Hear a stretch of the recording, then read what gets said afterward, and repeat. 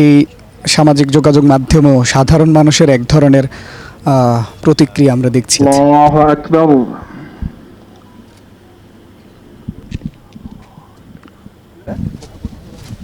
তারা এখানে আছেন।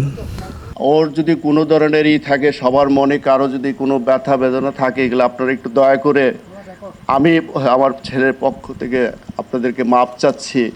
আল্লাহ আপনাদেরকে সবাইকে মাপ করে দিবেন, ওকে সবাই মাপ করে দিবেন। আমি এটাই বলতেছি, আসলে আমার কিছু বলার নাই। আল্লাহ আমাকে ধৈর্য ধারণ করার ক্ষমতা দিক। আল্লাহ আমার ছেলেটাকে যেন বেহেশত নসিব করো। আমি 9 মে 2024 তারিখে আনুমানিক 10:25 ঘটিকায় বাংলাদেশ বিমান বাহিনীর একটি ইয়াক 130 বিমান দুর্ঘটনায় পতিত হয়। বিমানটি বাংলাদেশ বিমান বাহিনী ঘাঁটি জহুরুল হক চট্টগ্রাম হতে উড্ডয়ন করে। উক্ত বিমানে বৈমানিক হিসেবে ছিলেন উইং কমান্ডার সোহান হাসান খান এবং স্কোয়াড্রন লিডার আসিম জাওয়াদ।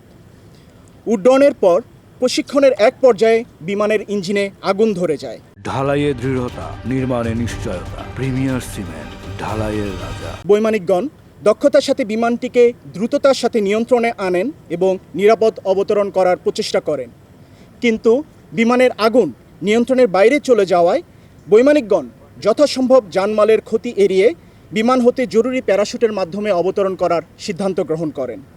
এরই ফলশ্রুতিতে বৈমানিকগণ অত্যন্ত সাহসিকতা এবং দক্ষতার সাথে দুর্ঘটনা কবলিত বিমানটি হতে কর্ণফুলী নদীর উপর জরুরি প্যারাশুটের মাধ্যমে অবতরণ করেন। বিমানটি লোকালয় এবং জনবসতির কোনো ক্ষতি না করে কর্ণফুলী নদীতে বিধ্বস্ত হয়। জরুরি প্যারাশুটের মাধ্যমে অবতরণের পর স্থানীয় নৌকা চালক এবং বাংলাদেশ নৌবাহিনীর সহায়তায় বৈমানিকদ্বয়কে উদ্ধার করে জরুরি চিকিৎসার জন্য বিএনএস পতেঙ্গায় স্থানান্তর করা হয়। উক্ত হাসপাতালে কর্তব্যরত চিকিৎসকদের সর্বাত্মক প্রচেষ্টা সত্ত্বেও আমাদের দেশ মাতৃকার কৃতি সন্তান এবং বৈমানিক স্কোয়াড্রন লিডার মোহাম্মদ আসিম জাওয়াদ শাহাদাত বরণ করেন। এই ঘটনায় গণপ্রজাতন্ত্রী বাংলাদেশ সরকারের মাননীয় প্রধানমন্ত্রী শেখ হাসিনা মরহুমের আত্মার মাগফিরাত কামনা করেন এবং শোক সন্তপ্ত পরিবারের প্রতি গভীর সমবেদনা জানিয়েছেন।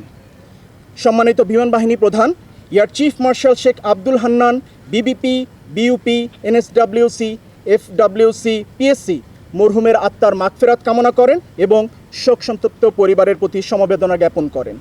দুর্ঘটনার প্রকৃত কারণ উদ্ঘাটনের জন্য ইতিমধ্যে বিমান বাহিনী কর্তৃক একটি উচ্চ পর্যায়ের তদন্ত কমিটি গঠন করা হয়েছে।